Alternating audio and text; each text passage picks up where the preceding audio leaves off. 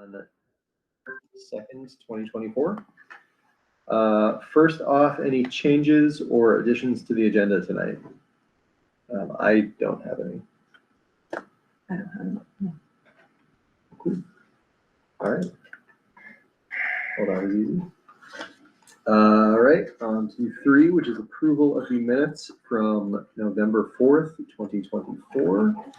And I'll just get that up for myself, but I will take a motion to approve the minutes from our meeting on November 4th, 2024. So moved. I'm going to abstain, so I can't second. Or can I? This is Amy. I'll second. All right, thank you. Any discussion on those minutes? I'm just popping them open right now just to double check, but I think they're probably fine. Let me change the date of our meeting.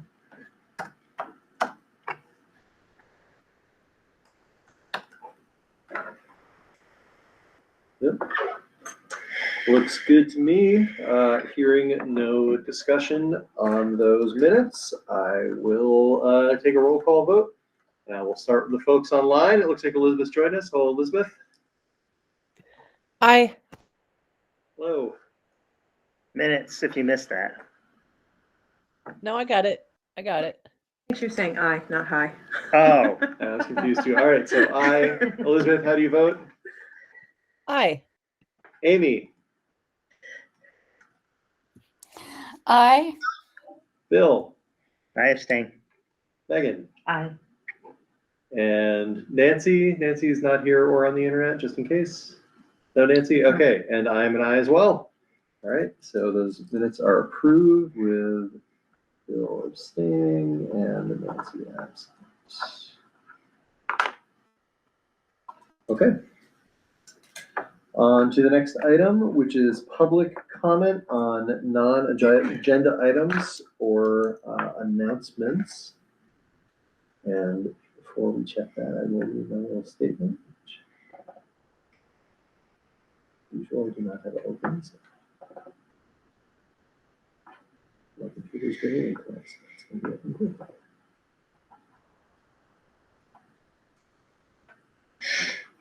Shouldn't have said anything. There it is. All right. Public comment is not legally required, but we believe it is crucial for us to hear from our community members about their concerns over issues.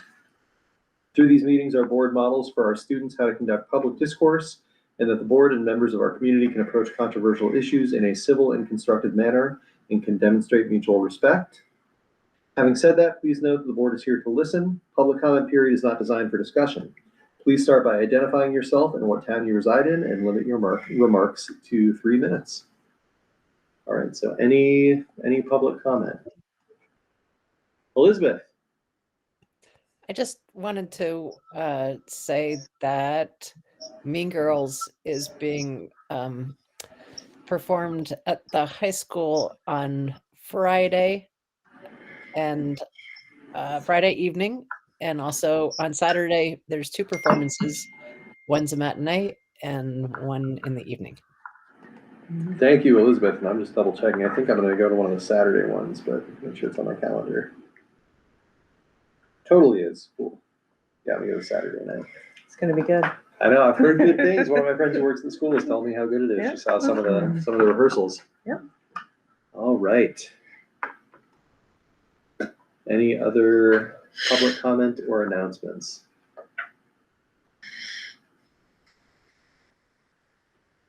All right.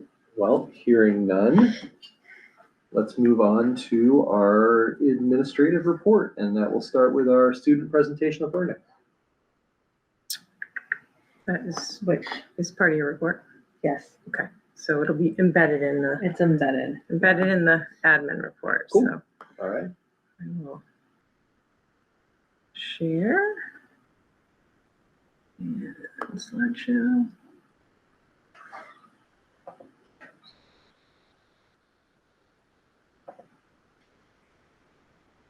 All right, so We will, Tracy's online. She's gonna start us off with the elementary school updates. Hi, everyone.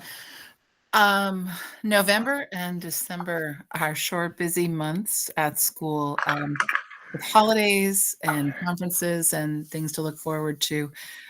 It seems like we don't get just a full week of classes and without some kind of interruption, which is all positive. I think the kids have worked really hard. We are definitely in the curriculum groove, right? Where we know what we're doing.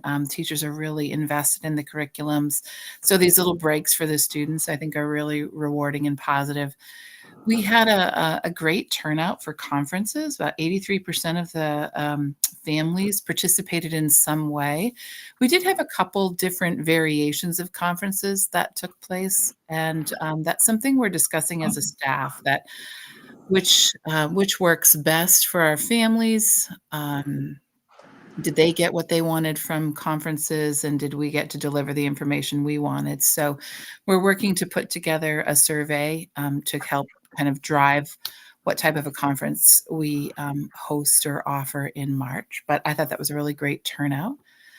We also have done a lot of work around what we used to call it our SEI room, right? Our social emotional interventionist room. We're now calling it our response room because our SEIs are embedded in the classrooms now. So hopefully working hard to identify and support behavior so that students do not need to leave the room to go to the response room.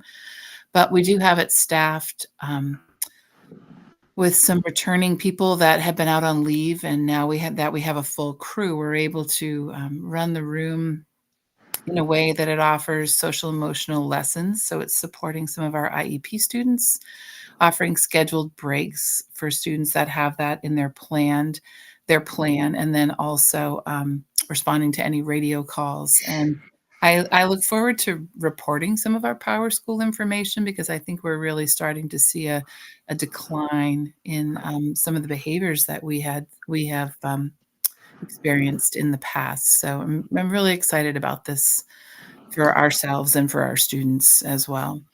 The turkey trot was last Tuesday, which is always a big hit, and we have to thank the PTO for supporting us in that. I think it was a 5th grade class that won today, and they won by counting hand slaps as they came around, who got the most high fives. And so that was a nice way to send the kids off to the holiday break. I am deep in supervision and evaluation. I have to say I really appreciate the system that Christine has in place for working with teachers. Some of them have formal evaluations, either 1 or 2 times a day, where there's a lot of time for us to talk in pre-conference and then observation, and also in post-conferences. Other teachers are goal setting. And then we're meeting a couple times throughout the year to just touch base on the progress they're making towards their goals. And quite a few of them are involved in action research. So they're looking at some of the programs that they're interested in, or what might, fill a little gap in their experience or their knowledge. And it's a great, I'm enjoying the system, and it's help really making me spend a lot of time in classrooms, which is where I love to be. And then this week we started our STEAM program. So if you remember, we last year the library position shifted to include STEAM. We didn't fill the role until October, and then we hit the pause button on the program to make sure that we developed it in a way that was not just to teach another class, but to have some purpose. So Tara Custer and Maddie Vidilla have been visiting other schools and researching STEAM. And so we're in a 3-week block right now. And the picture you see is, I think it's one of our 2nd grade classes. That was one of the first STEAM classes. And they were experimenting with using a piece of paper, what's the longest strip you could make. And they had to work together in teams. So I look forward to telling you a little bit more about that program as the year unfolds and we try different models for it. All right, thanks, Tracy. Kate, you're up. I am up. I did put on the high school about the Mean Girls coming up, and Elizabeth was correct. It's 7 p.m. on Friday and 2 p.m. and 7 p.m. on Saturday. There is a 20-minute preview on Friday morning about 8:50 at the school if you can't make those. And I also want to make a plea. So it just so happens that Tim Meadows, who is the principal in the movie, is giving a one-day show at the Woodstock Inn on Saturday. So we and the students and myself and Lauren have been trying to get a message to him that if he could send a message to our cast or make an appearance at a show, that would be amazing. So I don't know if anyone has any connections there, but it never hurts to ask, right? Following up on our arts, some of our students participated in the district music festival, and they were accompanied by, it was a district, an SU-wide thing, but from our school, they were accompanied by Brian and Becky. And what they do is they go to Bellows Falls for 2 full days, a full Friday and a full Saturday. And they do intense practice with trained professionals, and then they put on a concert at the end. There'll be another one in the spring if you have any interest in ever going to one. It's supposed to be a really neat experience, and Windsor was well represented, so we're thankful for that. My kind of slide always sticks to the 3 main goals: experiences, community, and improving math success. So those were kind of our experiences. And for community, I'm very thankful to Tracy Price. We've been trying to get this space, this infinity space, up and running for our high school. And what that is, it's a group to provide space for Black, Indigenous people and people of color. And we invite students to join us. And it's led by a person from Hartford and by Theo Advent, who's been a great addition to our staff in the high school. So we have it established now, and we've been promoting it. We just haven't had people attending. So that is our next kind of step to get people who want to attend. And the last thing I wanted to talk about is we've been using all our professional development. We've been working with the Agency of Education. And what we're doing is the educational quality standards. We've been working with each content specialist from the state, and they've been coming down. And I'm going to send you a couple documents for you to look at before we present the next board meeting. And our team leaders have been paired with them. And the end product is going to be that we have like these unified assessments at the end. So they're called performance tasks. And these are and Bridget Ferriel has taken the lead on this, and she's been outstanding. It's been so well received by our staff because they've been asking for this since we made the switch to proficiency-based learning. And we are now using Tuesday afternoons to keep this work going. And our goal is that we'll roll this all out for the students in the fall. And this will meet their PLPs. It meets the portrait of a grad proficiencies. So this has kind of been on our radar for about 7 years. And then it got stalled, if not stopped, during COVID. And the teachers were asking for it, and we got it up and running. And we've already met with Christine and Larry about what we need Power School changes to look like. So we're really excited about this. And we're asking for feedback from the teachers after every session, and we're getting nothing but positives. So it's been a really great experience. Do the content specialists, are they full-time AOE employees or? Yep, they're full-time AOE employees, and they come down on site and visit us, so it's not remote. Okay. So we met with them. This has been planned, and this started being planned last March, I believe, when we had our first meeting. And it's free.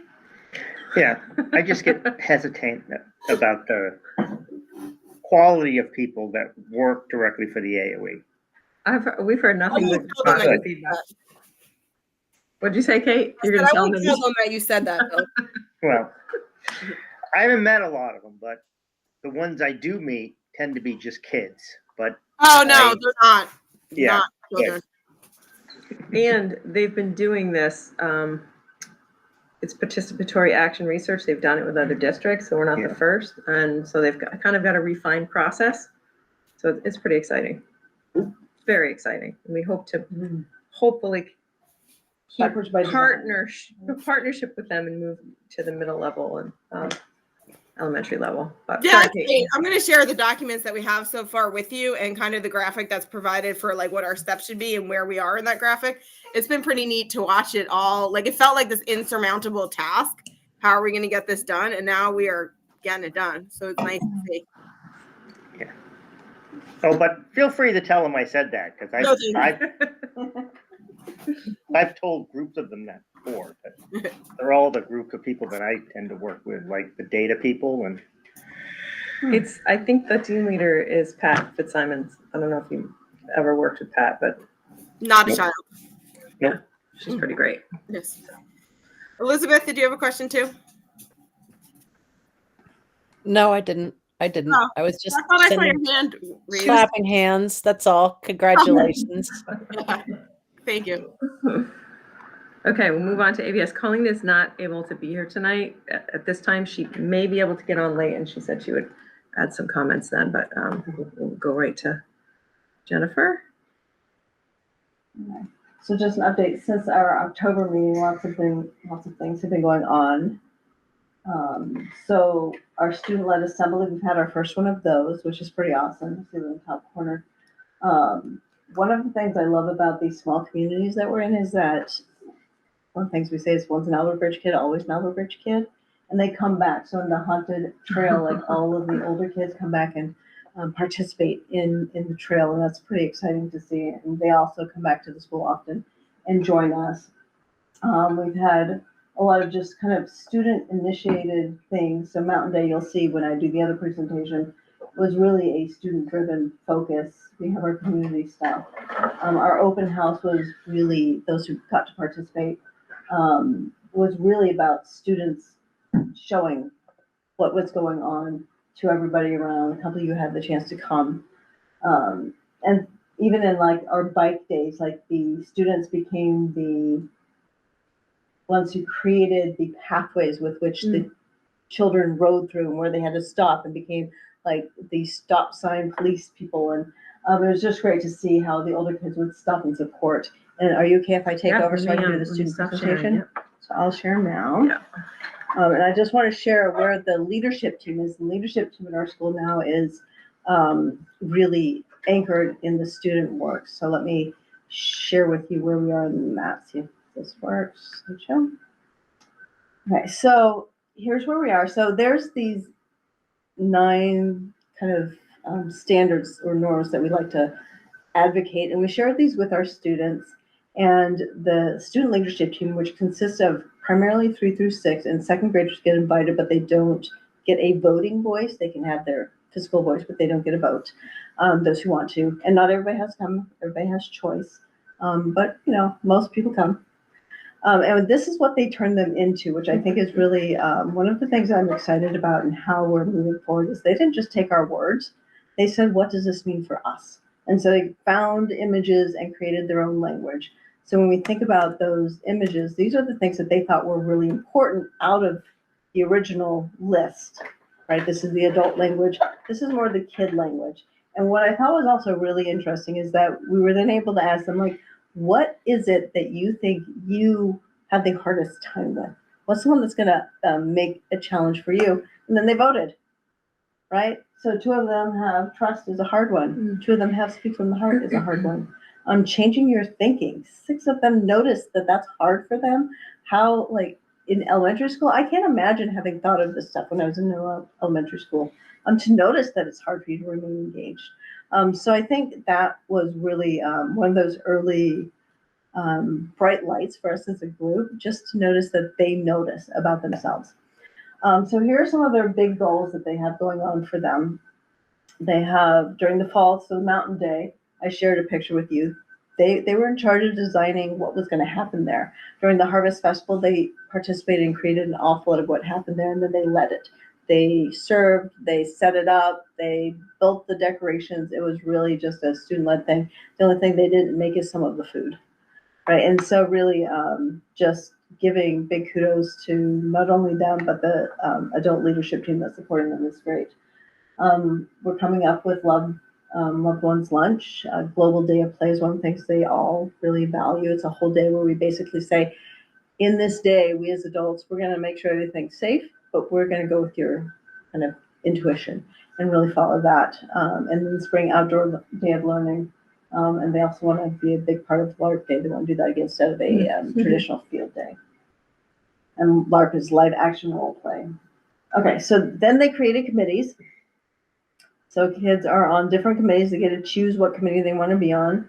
And they want to try and figure out how to change things in the school. Some things they want to change are like big picture ideas. Other things are small, easy to change things. But we're trying to give them a path of like, how do we do this? How do we walk through the process?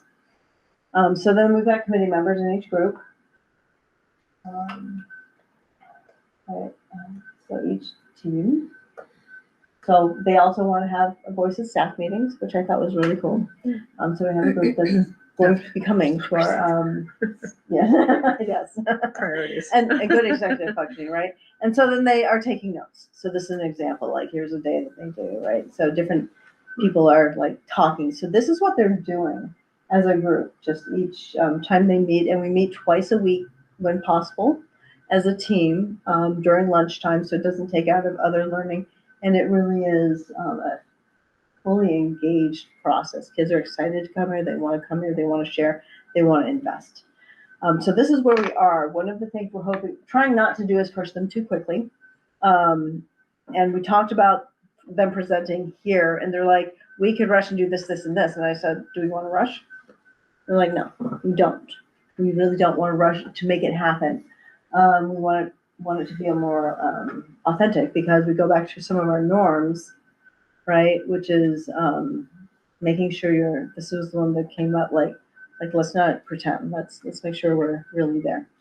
So I really appreciate the work that the group's doing, and you know, when you're talking about 3rd through 6th graders, what a gift it is to be able to give them some of the reins and be able to let go of some of it. And you'll see like all this stuff that's out.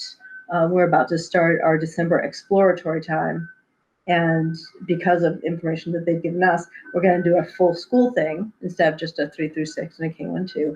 And they kind of gave us ideas of what they wanted. And they're helping us with some of their backstories and cultures. So we've got, you know, one student who celebrates on December 6th. There's it's a St. Nicholas Day from Germany, right? So we've got something that anchors to that and the story that goes with that the kids can tell. And so we're going to celebrate throughout the month of December leading into the solstice that they've helped us develop. And so that's where we are. And I just feel super lucky that we've got a group of adults who get that that's really powerful. And the kids absolutely love it. All right, I'm going to stop sharing. Thank you. Can I stop it? Yay. That's super exciting. I just have to say. Very cool. Now for the rest of the report, which is not nearly as cool. I know, kids work. It's what we're all about, right? Yeah. I can attest how great Harvest Fest was too. Yeah, They did that's an pretty amazing job pulling it all together, and you know, serving, and Yeah, all the displays were so cool. It was really, really great. They were pretty fantastic. All right. I've got a few things to share tonight. I wanted to bring you, I know I shared at the SU meeting, I think it was last week, the SU-wide Dibbles data, but I wanted to share you the Mount Ascutney specific data. And I'm sorry about that icon in the middle of the screen. I don't see it on my screen. I can't figure out how to get it off. So it's there. So as you can see from the fall data, there are a significant number of students in the intensive support area, which is important for us to know and respond to, because we know how important literacy is for life. So we are working with our local literacy team to create a plan based on the law, the new literacy law. A survey just went out today to survey all our teachers to see what particular trainings they've had in terms of literacy. And our goal will be to get at least all K2, K3 teachers trained in explicit and systematic reading instruction, which we know the science tells us is the best approach to teaching kids how to read and be literate. So we'll continue to bring back this data to show you, and hopefully we'll see some growth and improvement, and we will see growth and improvement over time. And parents of students in that intensive support category will receive notification. That's part of the law. They have to receive notification about where their student is at. And the letter will provide some resources for parents as well to help support that work in the home. Is there, within the law, is there any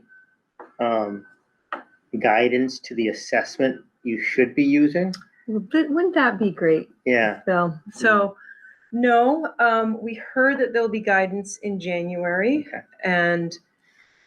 But we also, knew that we needed to assess our students, which we did. We didn't know we were going to have to send notification home this year. We anticipated next year, but we do, and we've got, the state did send a template letter that we've adapted. That Patty Gray, our curriculum and instruction specialist, is kind of leading that charge with the school interventionists and teachers to get that data out to families.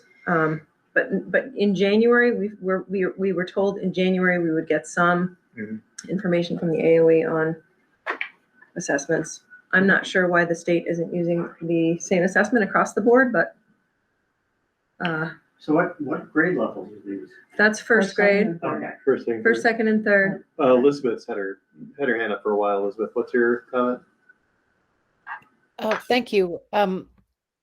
Christine, when did our supervisory union stop using Fontes and Pinnell?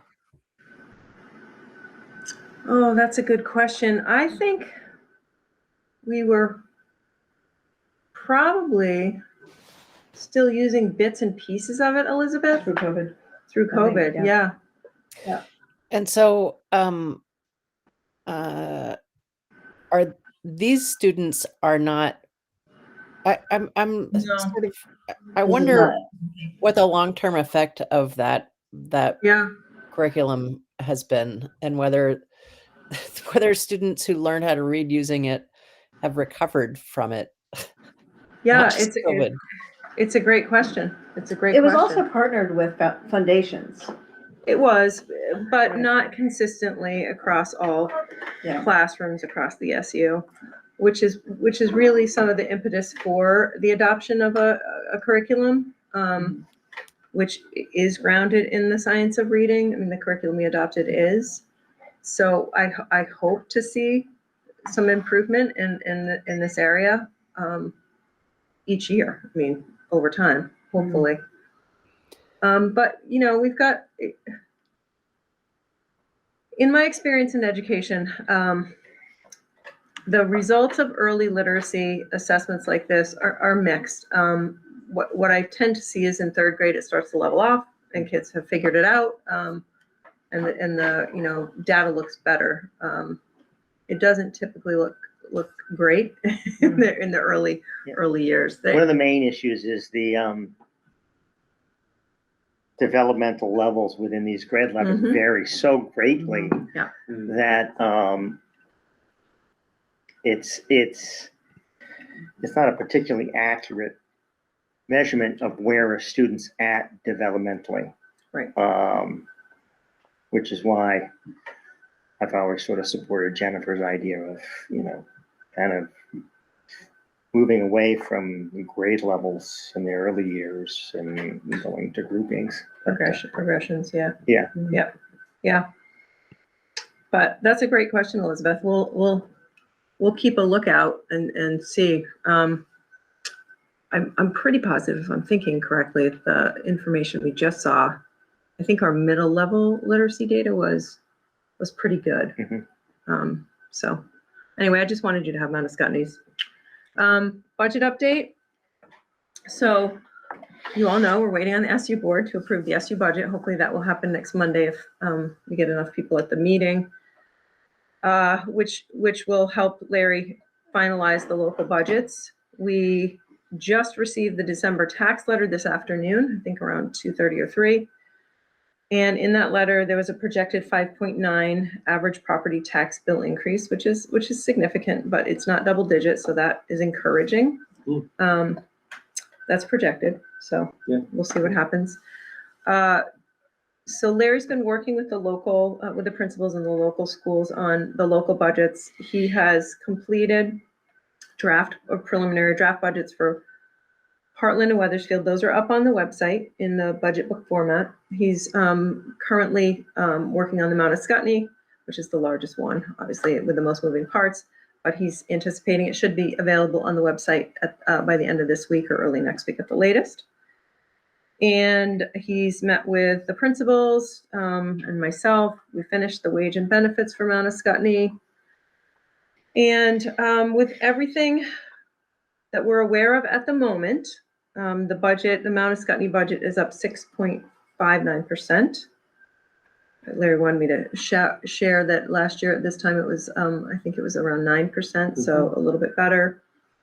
We do have a budget committee meeting on the 17th at 9 a.m. and Larry will be leading that. And that BAC, the purpose is to be advisory to the board. We think that makes the most sense. And then the board directs us, Larry, with what to do. So that's where we're at with the budget. We should have a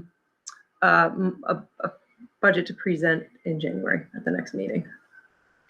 And we have moved our Mount Ascutney meeting, just a reminder, to the 9th, so Larry can be there to do that.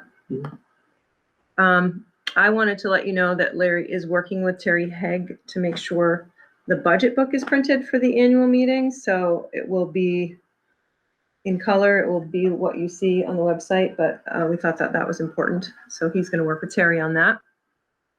And this is just a timeline that I started thinking about today. So I thought I would bring it to everyone's attention. The town budget meeting is March 3rd at 7 p.m. That's a hybrid meeting at a select board meeting, I believe. So the proposed school budget information meeting, which we can talk about, Davis, maybe talk about that either tonight or at the next meeting. We're suggesting February 27th at 6:30.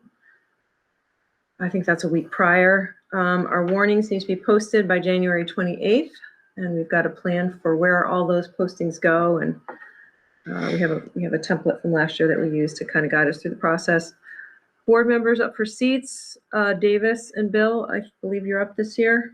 Woo! 60 signatures needed, or 1% of the population, but we say 60 signatures because that's easier, and those are due by January 27th at 5 p.m.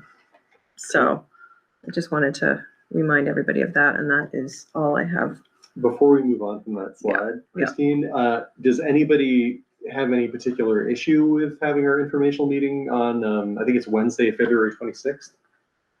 It is, yeah.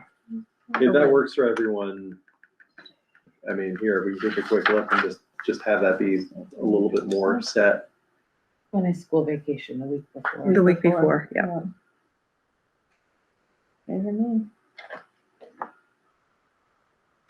February 26th, that's the week before school vacation? Week after. Week after. Oh, thank God, I'm like, School vacation. Week after. 4? No, That's the end of February. It got really long all of a sudden. Yeah. That's a Wednesday. yes, it's a Wednesday. It's good on my end. I can make it work. Cool.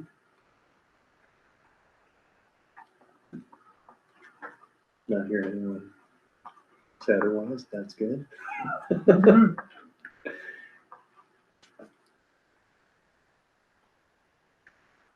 All right, well, let's say it's semi-officially that date. I think we can, we got a little bit of grace time if somebody missed something or something comes up, but let's plan on that. In the calendar? Yeah, let's put it in the calendar. Okay. Like sporting events, if we're wanting to get more people coming, should we be looking at that calendar too? Yes, that's a good question. I don't know I think that's like playoff season, I'm pretty sure. So I got the regular sports calendar that goes through part of January. Yeah. I think that usually Brian ends those before playoffs because it gets It's really hard to plan. It's really hard to plan around playoffs because you know how teams are gonna do. And they're usually The playoffs are during the break. I think they. Oh, you're probably I think right. they It's end after usually that. us. Yeah. I was just wondering, I was just Yeah. was thinking. Yeah, I think the things that when we, maybe at next meeting, we can talk about how we want to do that. If we want to, I know that we've done more of a production with food and stuff the last couple of years. And my recollection is that last year, the feeling was that we might want to revisit that because we had so few people show up. And whether that's a good use of our resources if we're not getting that much crowd, I think is a pretty good question to ask. Beer and pizza. That might work. Might work. No, I mean, so without having a full conversation, the thing I would just throw out to chew on is maybe we kind of find a happy medium and do like, like desserts, pastries, coffee, like something like that without doing a full meal. Because again, if we're not getting draw on that, I think that's a lot to ask of our food service folks and our just facilities in general to use that whole space. We just do it all in 210 and just have some finger foods. Yep. But we talk about them more next time. All right. Is that it for administrative report? That is it. Fantastic. All right, so we are on to 6, which is our board discussions, and first up is board onboarding. So this got kicked down the road a couple times. I'm just gonna share my screen on this. I think I have to find it. The task that I had was to finish working on the, make sure I'm in the right place here, the governance handbook. So I did pull together a draft of that. Let me just, of course, it's the wrong Google account, pardon me. I don't know how this grad school stuff. Okay.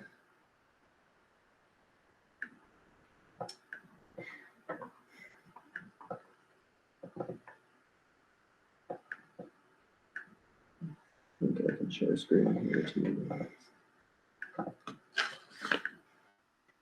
There we go.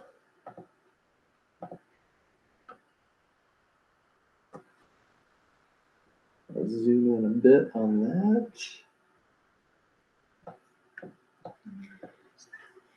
We're gonna have a pretty clear view of this.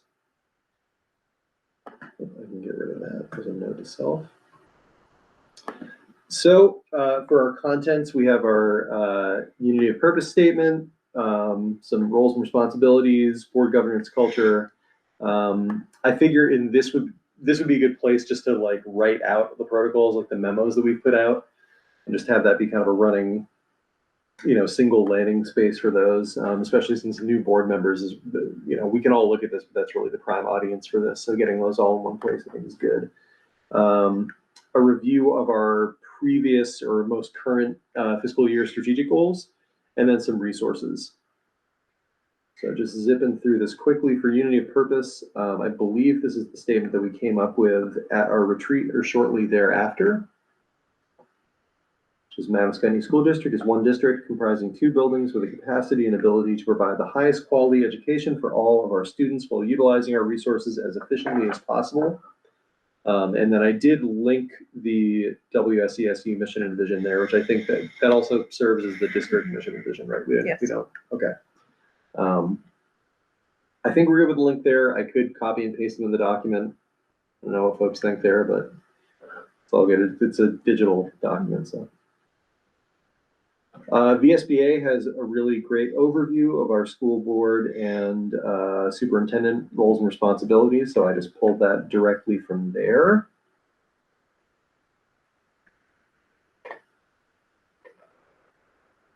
And I think that's all stuff that we know, but it's all spelled out and organized very nicely by them. Up to that space. Governance culture, another thing, we did a lot of this at our retreat, so I just pulled that out of there. I think that we reviewed this before. It's just some good governance culture bullets to be aware of. Protocols, these are mostly what we've done in the last 2 years or so. So our appointment memo, the one thing that I left out of here, I think I had it up top, and I wasn't sure where we landed on it. I don't think we ended up putting out a memo about mid-year resignations, since that does get so subjective and kind of case by case. Does that jive with everybody's memory? Okay. So I'll just pull that out. I wasn't sure if there was a memo I had missed, but I don't think there is. Yep, we got a public comment language. Our most recent strategic goals, and then resources and links. I threw up a few things on here, and this is a place where if you all think of something I missed, I'm sure that there is. I just did the kind of highest level, so VSBA, Mount Ascutney School District Board portal, the Southeast Supervisory Union portal, and then the different department pages for that. So there's 4 different sub-department SU level pages. DQS statutes, and then open meeting law. Elizabeth. I am so sorry that I keep forgetting to send out the email with the, but I did just send it just now.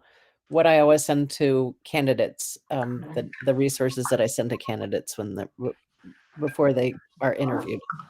Awesome. Is that like a list of links as well? Oops. Yes, they are all links. Okay, great. Resources for candidates. Cool. Awesome. I'll look at that and put them into this document. Bill, you have your hand up? Nope. You're stretching. Yeah. All right. Cool. Other than some more resources, any notes, thoughts? I think this is something that we can add to. The idea is that this is a living document. So what I would hope is maybe at retreats every year, we look it over and see if there's anything that we want to tweak or, add to, remove resources, all that kind of stuff. But yeah.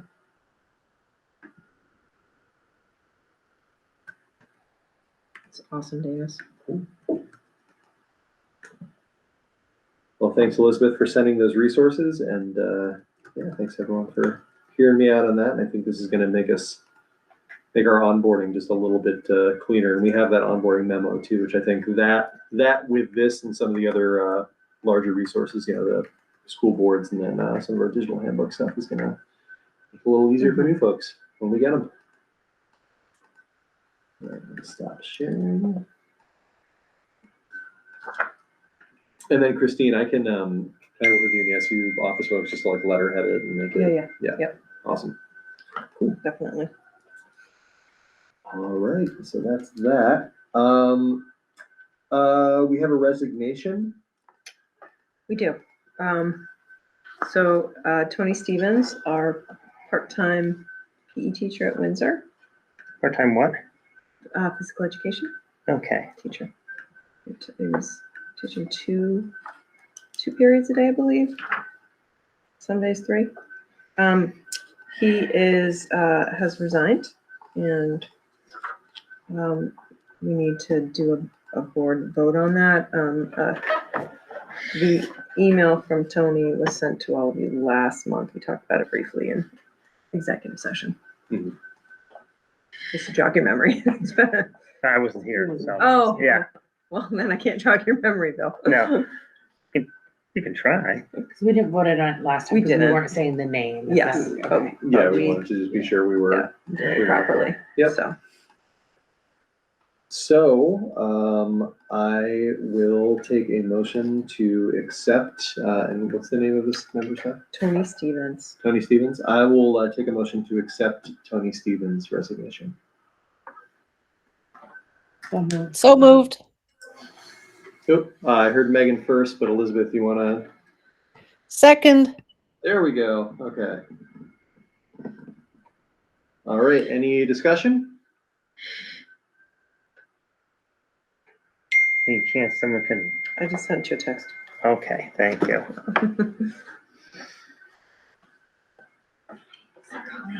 It's okay. All right. Any further discussion?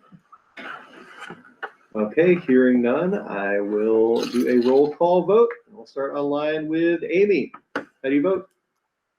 Aye. Elizabeth? Aye. Bill? I abstain. Megan? Aye. And I'm an aye as well.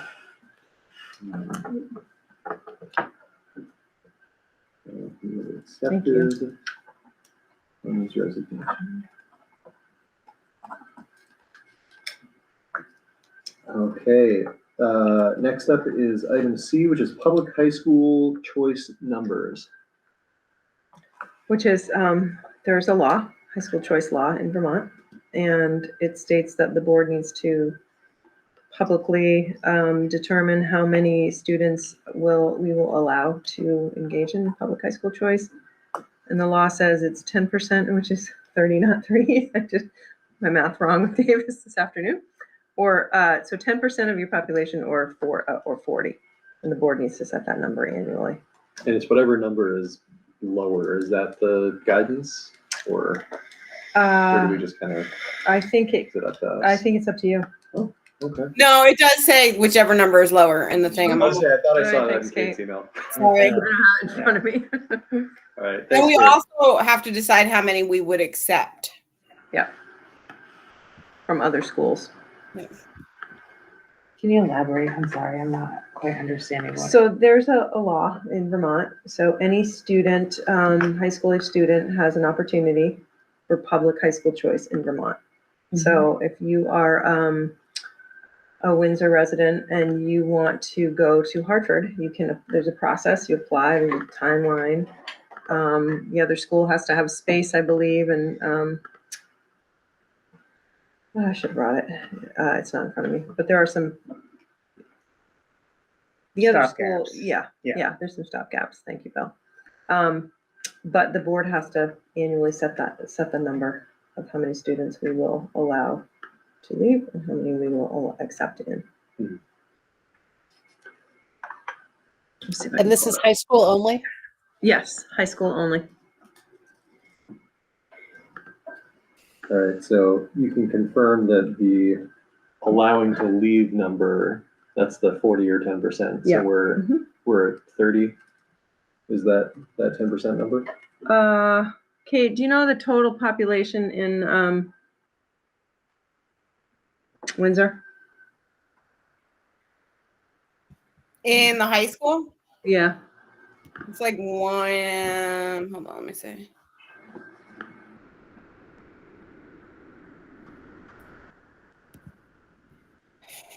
So, yep. On or before, well, you do that. On or before February 1st, school boards must determine and announce capacity of students allowed to transfer in from other schools.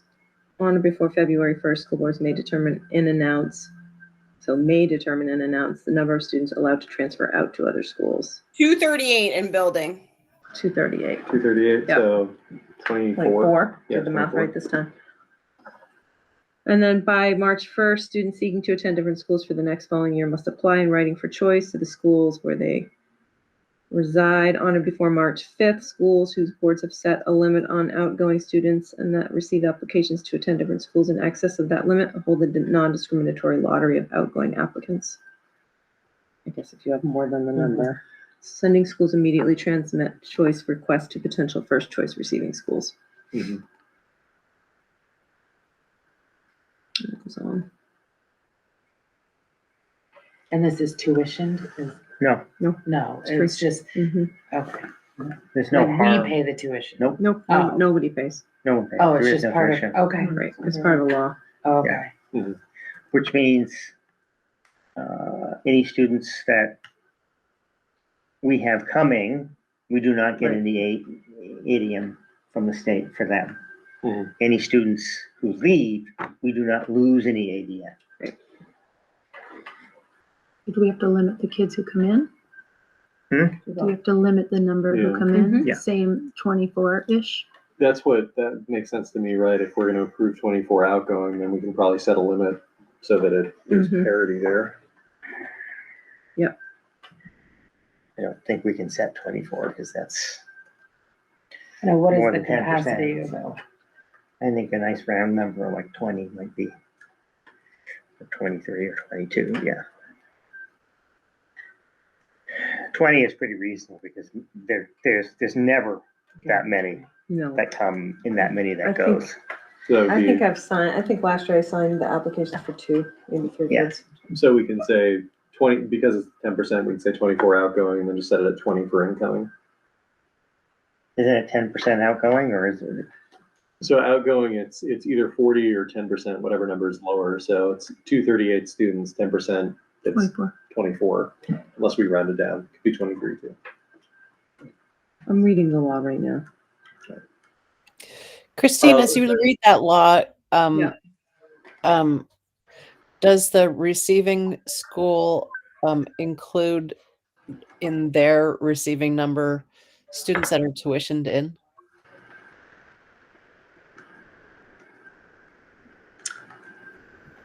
Say that Do you again. mean like you can choose Yeah. like from Weathersfield or Heartland to come to Windsor? No, what I mean is, okay, let's just use Windsor as an example. Okay. If we have students who are paying tuition to come to Windsor, are they counted in the number? Yes. In the 20 that we're Yeah, saying? no, for in the incoming? total. In the why- receiving number? In the total number of students in high school? No, Yes, Elizabeth, you're saying in the receiving number, so in the, In the 238 that Kate's talking about. No, they do not. They do not count. Tuition students are not included in the school choice. Okay, because Yeah. they are included in our ADM, right? They are. They are, yes. yeah. Yeah. Okay, thank you. okay. Okay, So, may I? yeah. Yeah, Bill. I think we just make it a nice round 20 for both numbers. So can I just read the law though? Sure, go right Okay. ahead. Because it's a little bit, it's a different from what we read from the AOE site. So it's Title 16, 822B. So limits on transferring students. And this is under public high school choice. Yeah. Ascending high school board may limit the number of resident students who transfer to another high school under this section in each year. So is that like a Heartland or Weathersfield, Ascending high school?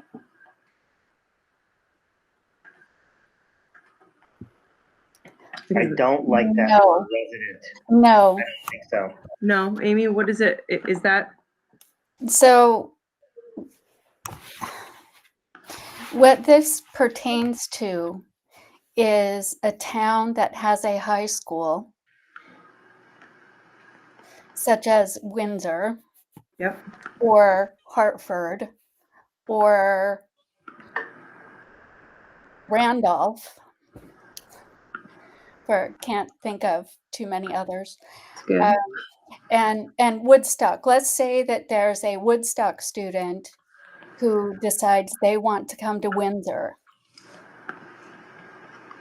So that the Woodstock district would be the sending school, Okay, and we would be the receiving. receiving. Okay, that makes sense. But in terms of Heartland and Weathersfield, We're the sending school because it's our district.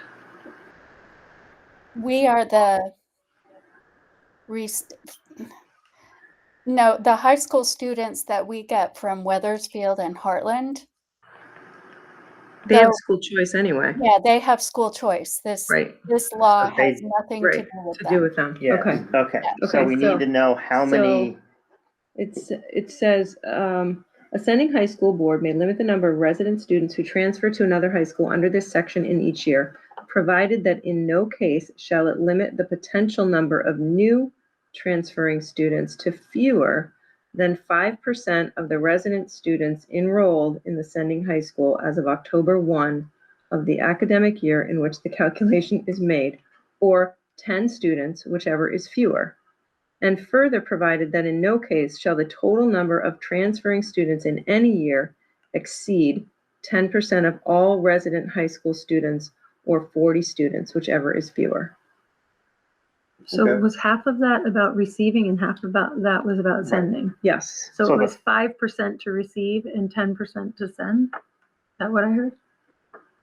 Sending high school board may limit the Yeah. number of resident students who transfer to another high school under such section. I each year. thought there was a 5% in there somewhere. Yes, of new, it limit the potential number of new transferring students to fewer than 5% of the resident students enrolled in the sending high school as of October 1 of the academic year in which the calculation is made, or 10 students, whichever is fewer. So that's the sending high school. Sending, Only our Windsor residents would be counted in that number.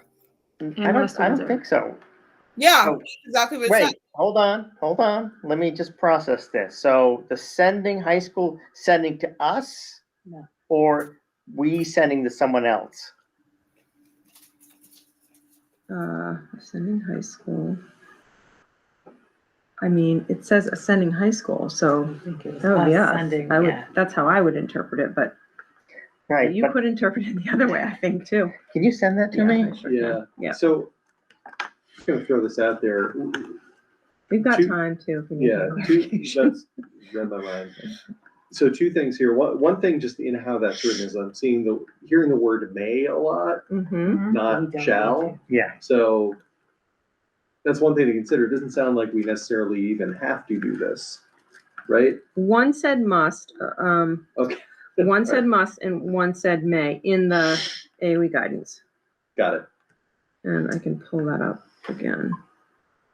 I'm kind of thinking that because we have until February to do this, and it seems like there's not a great deal of Confusion. Mhm. clarity and deep Yeah. understanding of what we have to do and how we do it. Yep. I think maybe we kick this off until Mhm. January or even February. Mm-hmm. Well, Well, let's say January. I think we gotta January. do it before Yeah. February. Let's. so it does say, and I'll just read it and then I'll send you this document too. Okay. On or before February 1st, school boards must, it's underlined, determine and announce capacity of students allowed to transfer in from other schools. So And that that's would be, just for this program, not yes, for, yes, that's Okay. just for, and then on or before February 1st, school boards may determine and announce the number of students allowed to transfer out to other schools. Okay. So I'll send this to you as well. Okay. And I can get some clarity. The law is sometimes not that clear. Mm-hmm. my real issue is that I have to read it myself. Yeah.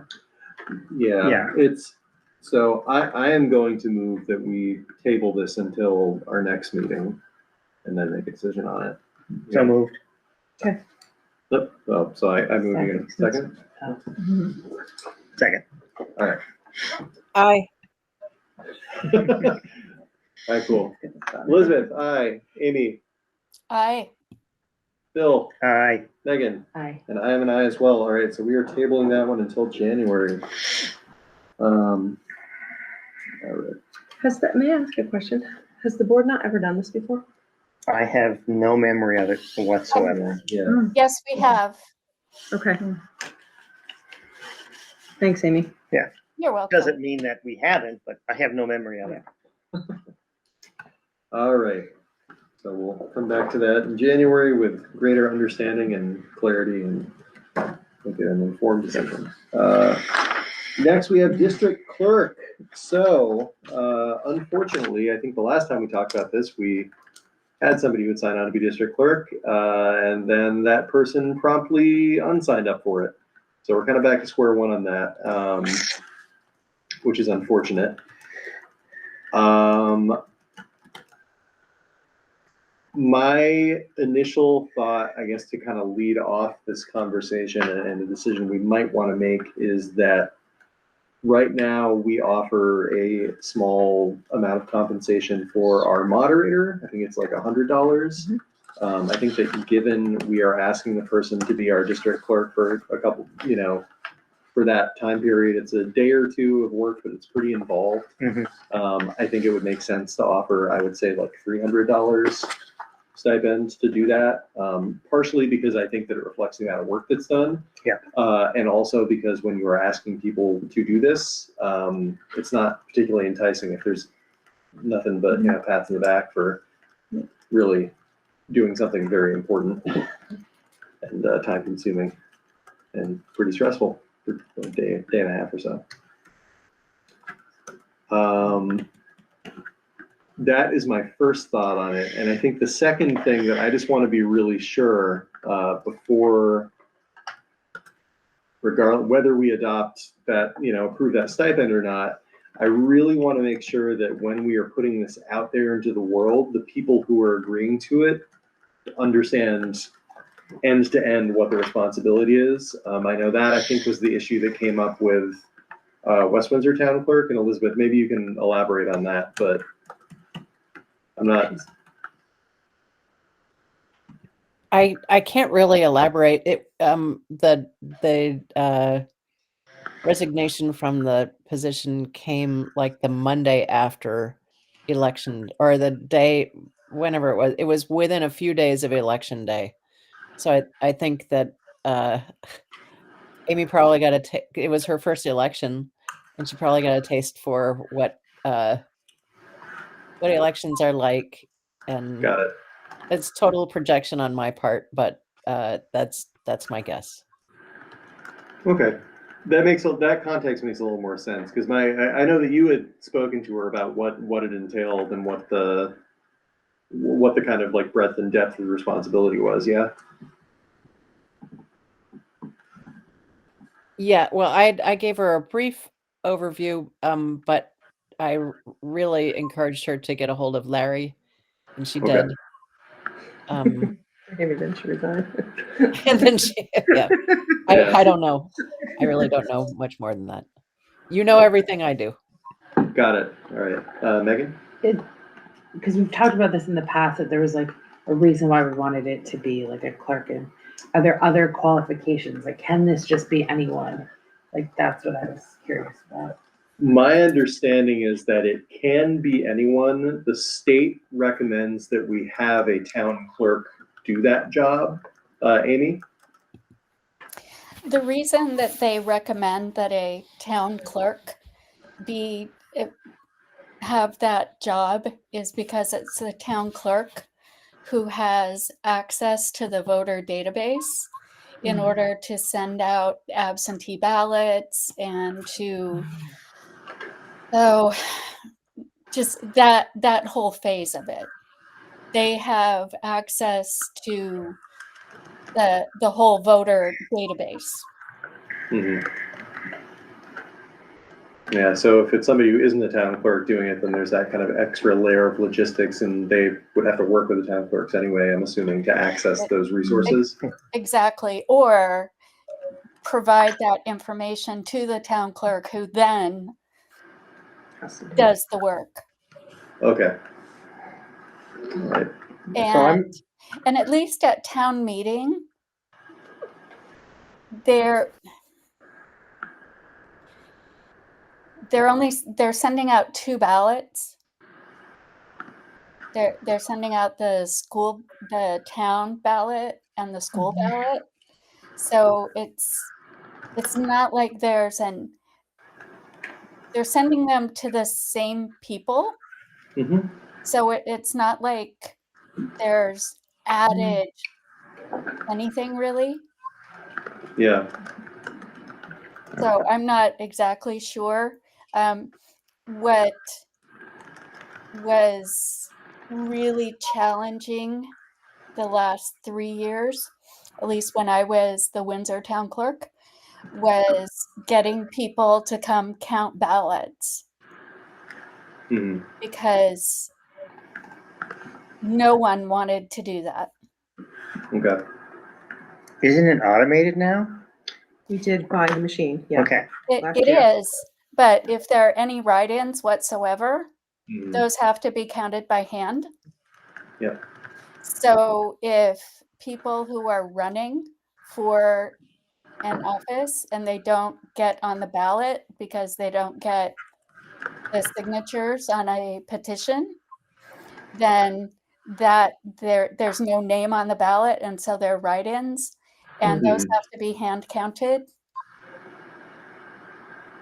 And there also has to be a reconciliation of the tape from the tabulator with the number of ballots. Mm-hmm. So it's not so much counting votes as much as counting ballots. Got it.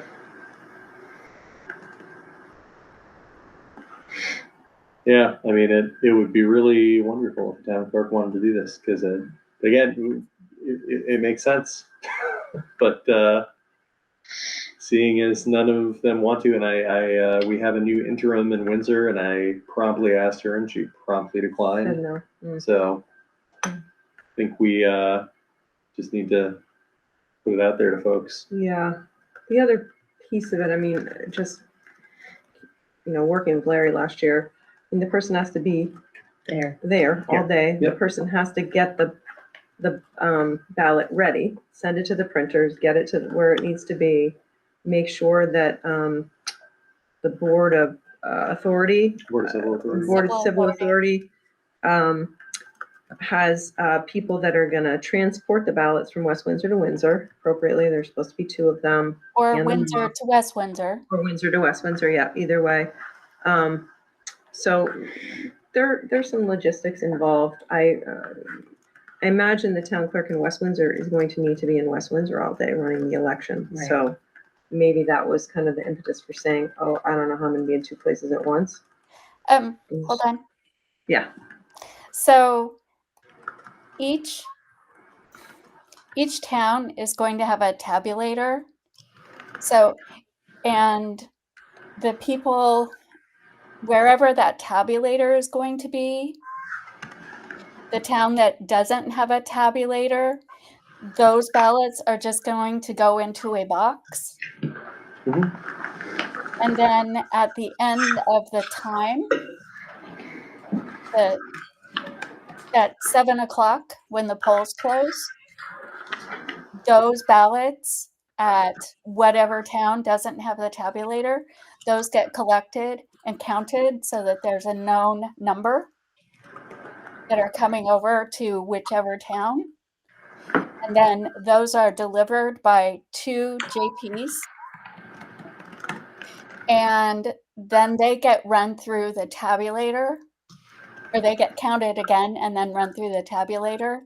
And then the tape is run. So whichever town clerk takes this on does not have to be in 2 places at the same time. Okay. It's good to know. That And is good. And let's say the tabulator, they decide to have the tabulator at Windsor, but it was the West Windsor clerk. The West Windsor clerk can assign a JP to be working at the tabulator. Mhm. Okay. Could we reach out to the JPs in both towns and see if any of them are interested? Isn't there? I don't know. I'm asking Amy what, I don't know. So I think. Amy, aren't you a probably- JP? That's why I'm laughing. Ah. So I think a logical step forward would be to set up what the responsibility is really clearly, decide on if we're going to create a stipend, and then send that to the 2 town clerks. Not necessarily to say, do you want to do this? Even though that could be laid open, but also have them be the first point of contact to look for someone who might want to do this. Because whoever, if it's not a town clerk, whoever is going to be choosing has to work with the town clerk. So they might have a good idea to see who might be available and willing to do it within their office, within their community. Sure. I think that's a good idea, and that touches on what I was getting at too. Is I think that tonight what we can do is we can, if everybody agrees with it, and Nancy, we were talking about. I'd recommended a $300 stipend for whoever is the district clerk.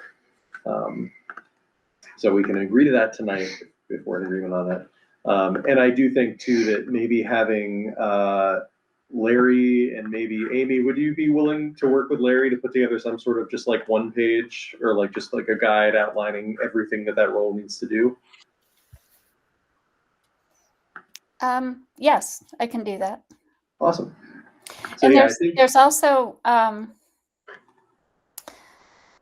the person technically is taking taking the minutes at the information meeting. Unless someone else is doing that, such as the person who normally takes the minutes at our meetings.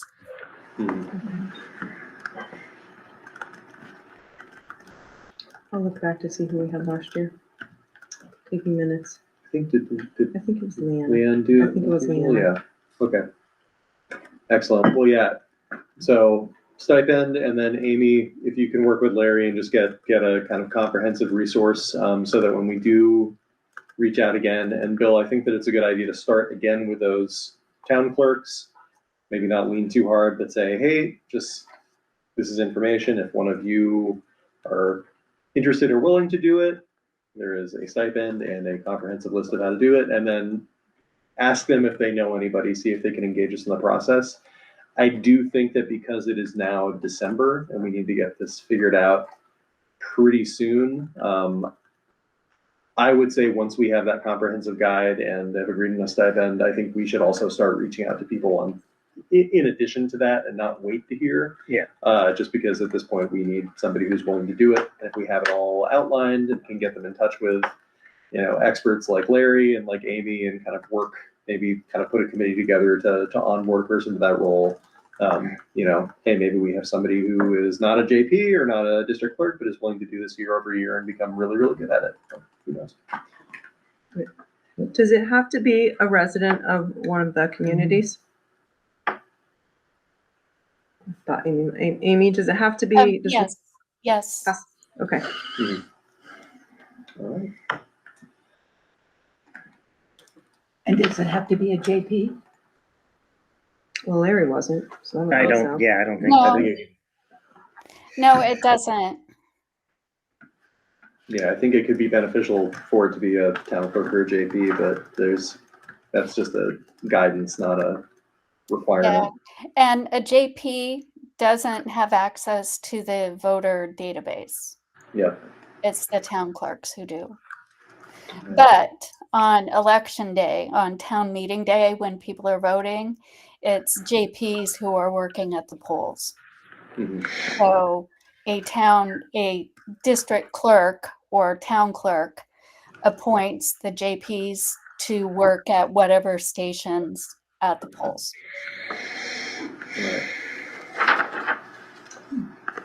All right.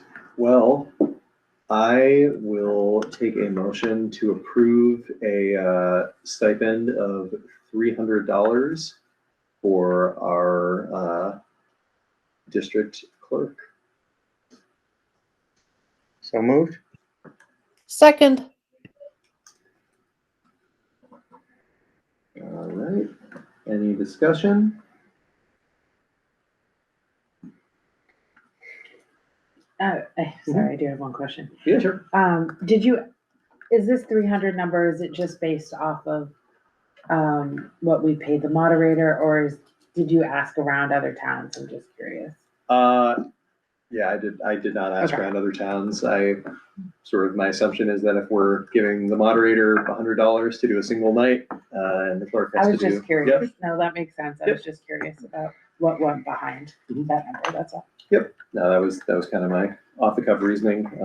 I think for this year, makes sense to me, and that we are in a little bit of a time crunch, but I think that, upcoming years, we can maybe look at that. I think that there are, without delving into a different conversation, I think there are a number of kind of these kind of appointed things that we need to look at compensation at some point, a little bit more, in a little bit more detail. All right. Any more discussion on that motion? Okay, hearing none, I will take a roll call vote, starting with Elizabeth. How do you vote? Aye. Amy? Abstain. All right. Bill? Aye. Megan? Aye. Nancy? Aye. And I am an aye. All right, so the motion passes.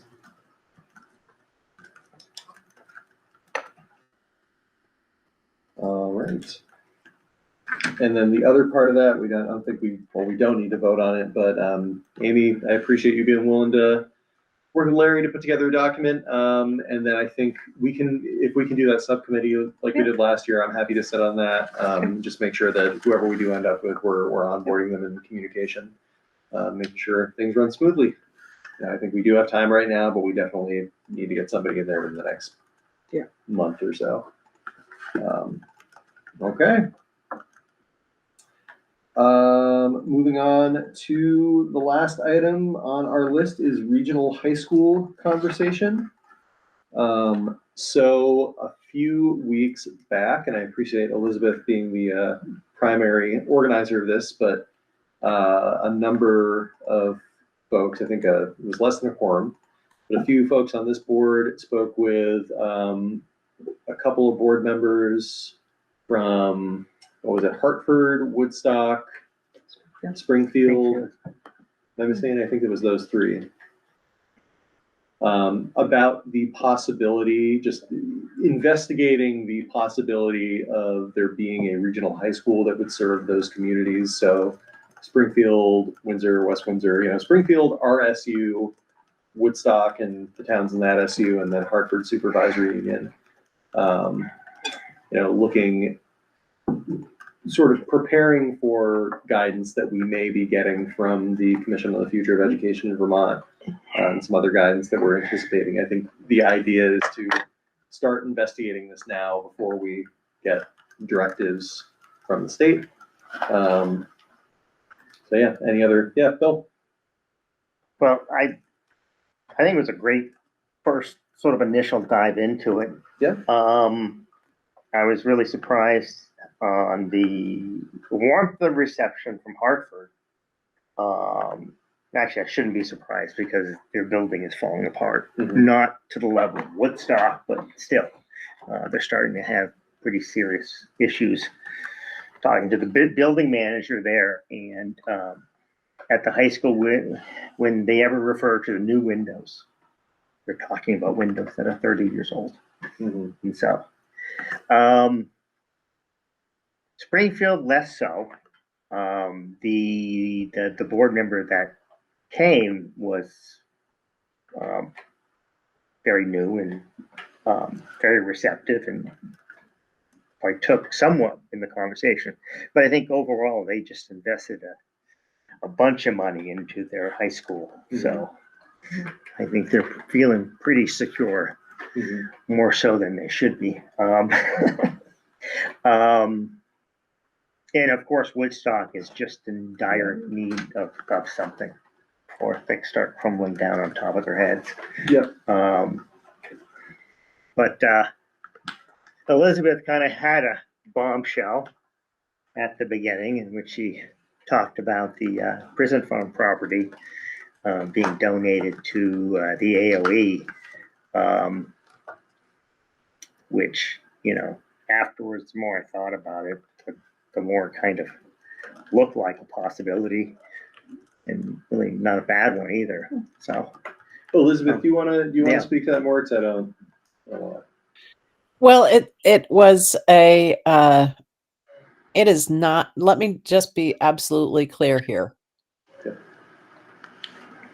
There is nothing written down about this possibility. Okay. I have had a conversation with the chair of, we have been talking, now we've been talking about the Windsor prison lands for years and years, and what to do with it and what would be an appropriate use for it. And everybody agrees that some kind of educational facility would be a great use for it. And it's quite a lot of land. And it would be appropriate, and we wouldn't necessarily have to even use all of the land. But the deal would be to ask the state of Vermont to donate the land to the Agency of Education for the purpose of using it as our regional high school. So we would not, The idea being obviously that we would not have to incur the expense of purchasing the land. However, it would still, there's still a lot about that location and the stress on the town that really need to be considered when thinking about it. Mhm. When Tom Marsh has been asked directly before about various uses of the Windsor prison lands, one of the things he frequently brings up is the county road. And so we can speak colloquially here because we all know what the county road is. So the county road is not in the right kind of shape to receive the kind of traffic that that A a regional school high like school. a daily travel like a high school would require. I don't know anything about roads. I'm completely ignorant about roads, so I don't know what kind of upgrades would be required, whether that would be part of. I don't know whether it would be a burden on the town that's unnecessary. I really don't know. I don't mean to sound as though I'm not enthusiastic about the idea of using that land as Well, a couple things site would is- happen. What's I that? think is that the county road would have to become a state road, and there's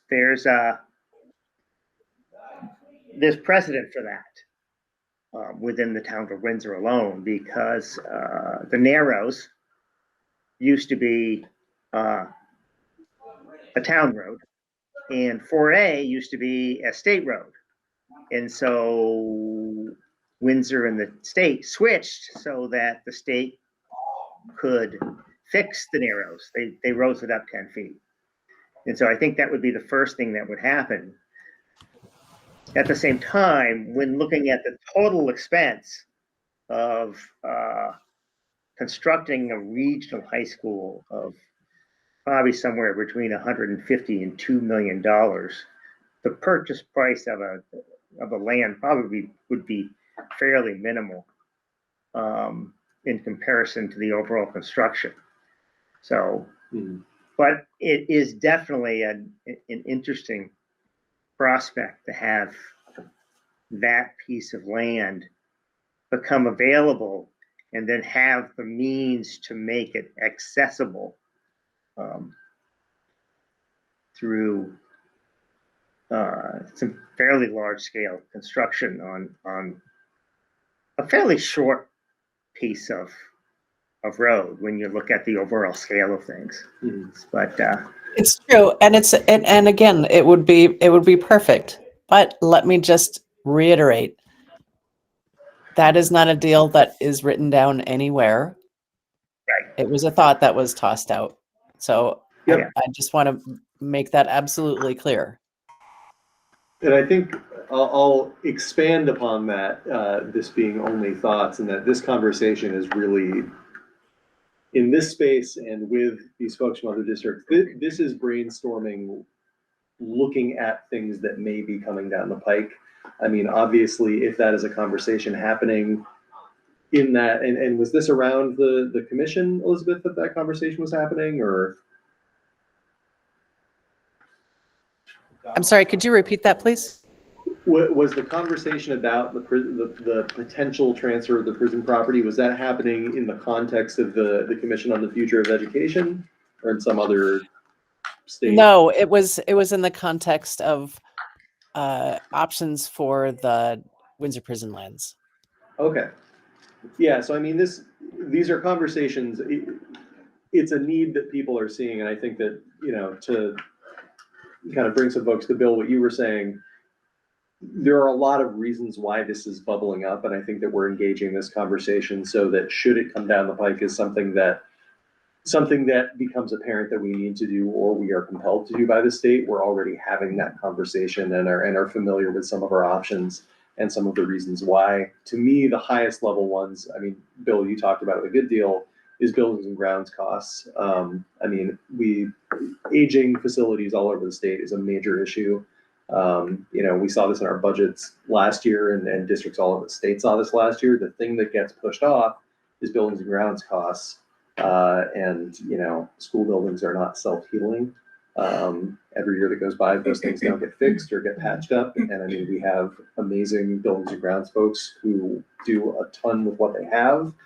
But as we're tightening our belts and really trying to focus on our students, those things get left behind and buildings get in worse and worse shape. So one of the main reasons that I think there's some receptivity in the folks who have spoken about this locally and from these other districts is that if you have one larger building that is getting funds from multiple towns, that is not a bunch of smaller facilities getting funds from those individual smaller groupings of towns. You have some cost savings built in there without having to, read too many studies or doing too much brain work about that. I think that the other question about it is and I'd be interested to see some data on this if it came out at the state of Vermont level, or maybe find some case studies from other places that have gone through similar processes to see what kind of expansion of student services, opportunities, whether it's in having like a larger technical center, different divisions of sports teams, higher divisions and more competitive, Right, but also having the population to have, and the infrastructure within the building to have an on-site doctor's office, an on-site dentist, even for a few days or 1 or 2 days a week, to be able to even look at the facility size, to have a on-campus community college presence, to think about creating even dorm rooms for juniors and seniors who want to come from tuition towns farther up north to participate in the robust, really large technical center we could build. And so, and I stated this is that, I really think it's foolish for the state of Vermont to pass by this opportunity in which they have locations on the I-91 and I-89 corridor that is just ripe for consolidation, not just for cost, but for quality, to be able to offer the programs that are often missed within smaller high schools, where all of a sudden you have the student population to have an on-site advanced calculus class of 20, 30 students, or an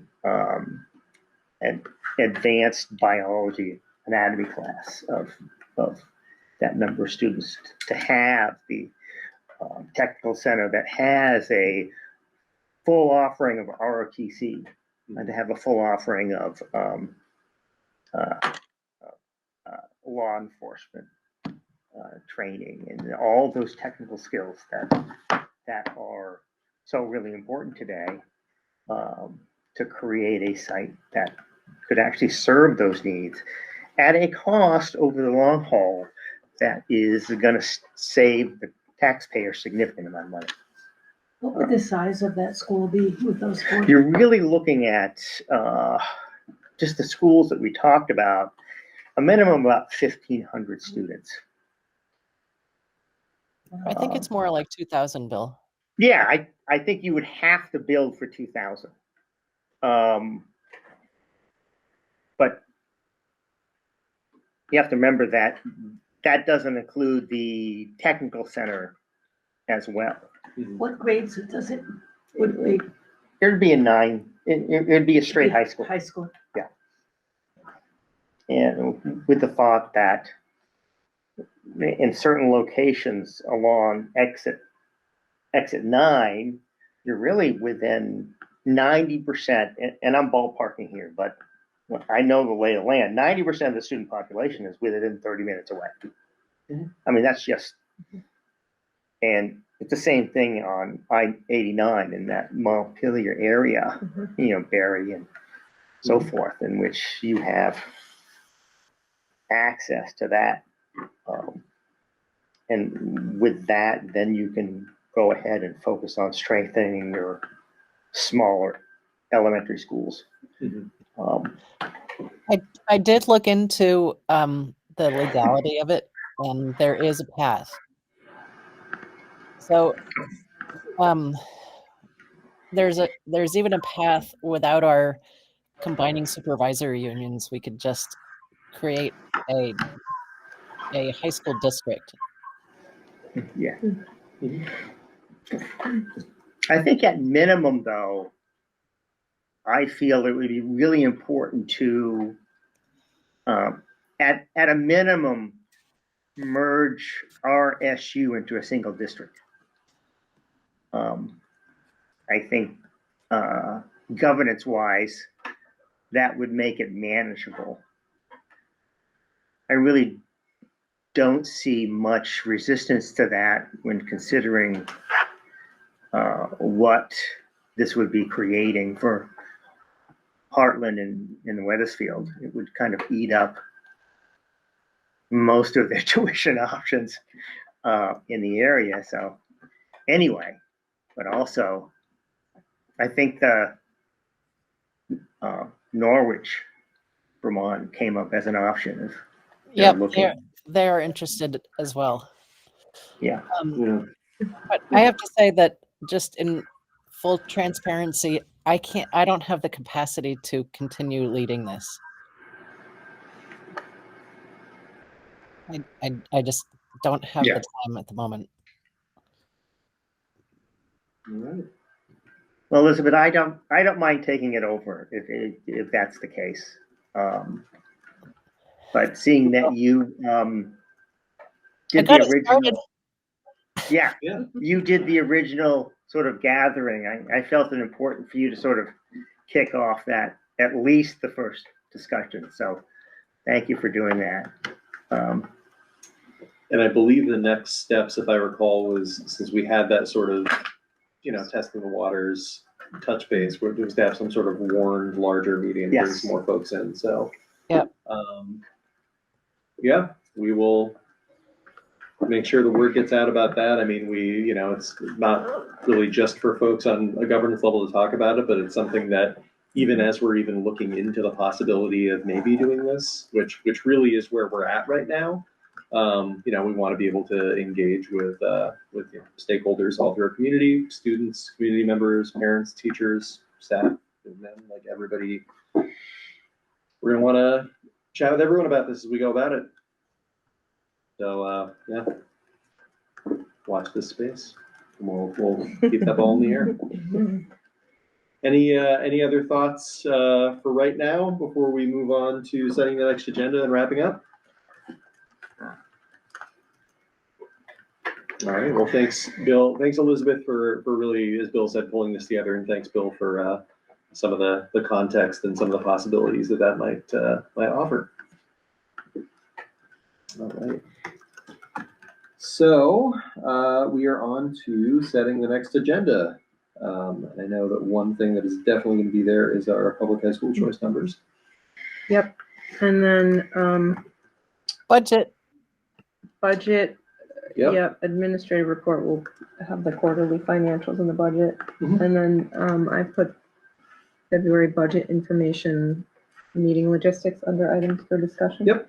Yeah, that's the meeting that we usually really do our Yeah. in-person planning on that. And then I can kind of carry forward offline since it's planning.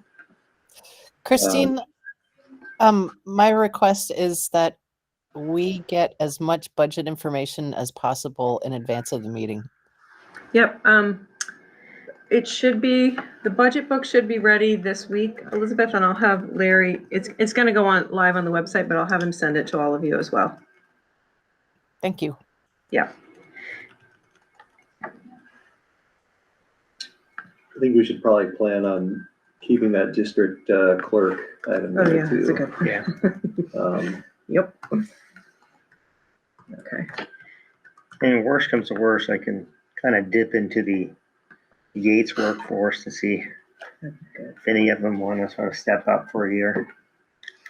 Yeah, I mean, I think we have a decent onboarding plan with Amy and Larry's expertise and some of that SU level organization. Like I said, I'm happy to sit in those meetings as well and just be another set of board eyes and ears. That worked really well last year, just make sure Yeah, things ran good. smoothly. Yep. So I think doing that again makes sense. Yeah, anything else? Yeah, I think budget's probably gonna take a lot of time, so Yep. having a short agenda makes a lot of sense for January 9th. Yep. Not 6th. At Windsor next At time. Windsor. Yep. There we go. Going through the support staff data, I'm just blown away in the number of special ed paras we have. There's still not enough. Yeah, it's still not enough. No, yeah, it's just crazy. All right. So next agenda sounds good. Okay. Do we have any need for executive session? I certainly don't. All right. Well, in that case, I will take a motion to adjourn. So moved. Second. All right. And voice vote, all those in favor of adjourning, please say aye now. Aye. Aye. Any abstentions? Any nays? No? Okay. All right. Happy so New then- Year, everyone. Happy Happy New Year. Oh We'll adjourn this See you meeting till of the next Mount month. Ascutney School District Board at 8:07 PM.